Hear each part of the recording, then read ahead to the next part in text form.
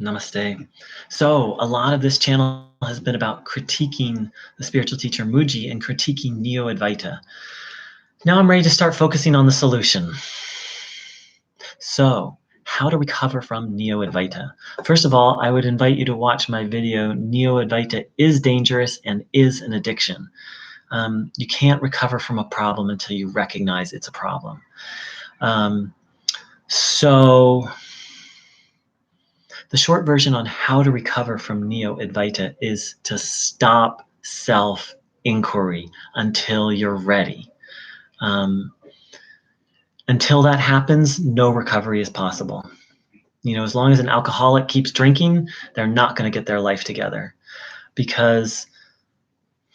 So self-inquiry is for people who have no desires, who are not seeking anything in this world. Let's say I have all these ambitions, like I want this certain job and I want to get married and I want to travel here. And simultaneously I'm practicing self-inquiry. So it's like, oh, I want all these things. And it's like, who is it that wants that? And that just represses the desire. Doesn't get rid of the desire, it just represses it. And then the desire comes back. Well, I want to travel.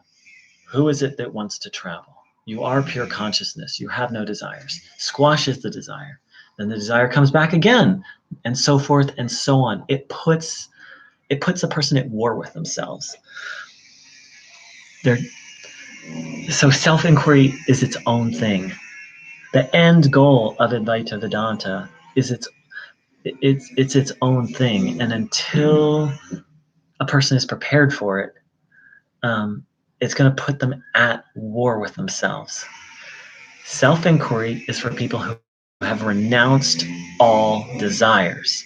Now, it's one thing to want to renounce all desires. That doesn't mean you're ready for self-inquiry yet. That means there's certain things to do to renounce desires. So that's the first part, is educate yourself about Neo-Advaita. Recognize that Neo-Advaita is incompatible with desire. It's incompatible with desire. And if you have desires, let me back up a little bit. Self-inquiry is incompatible with desire. Like once a week, once a day, maybe you want something. That's very different than someone who's pursuing a life. That's what I'm talking about. A life that's driven by desire is not ready for self-inquiry yet. And Advaita Vedanta makes this very clear.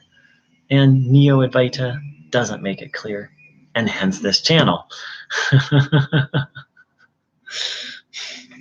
So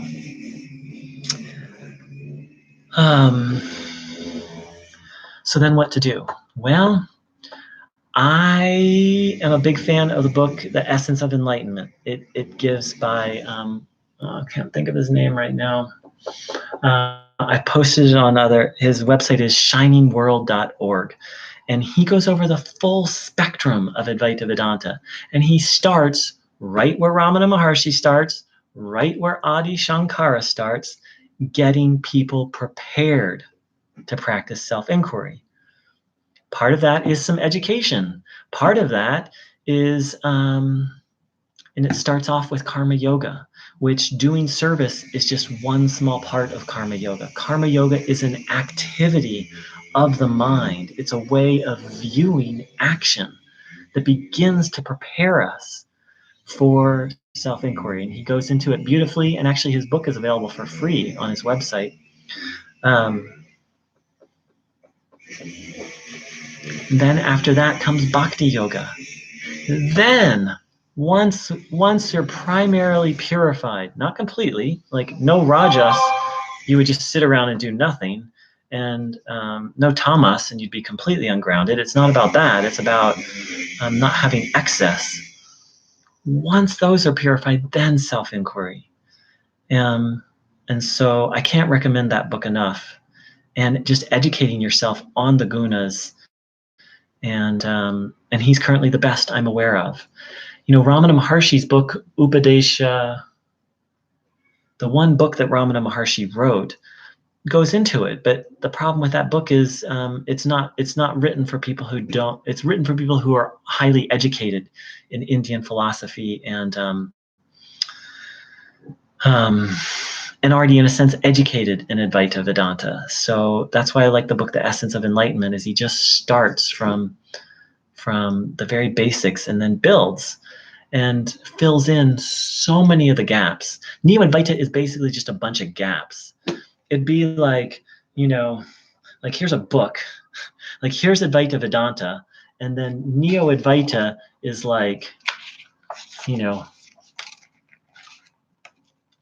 one page and one picture.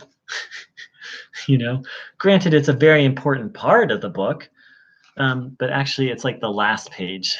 It's like the last page and a picture and a chart. Let's see. It's like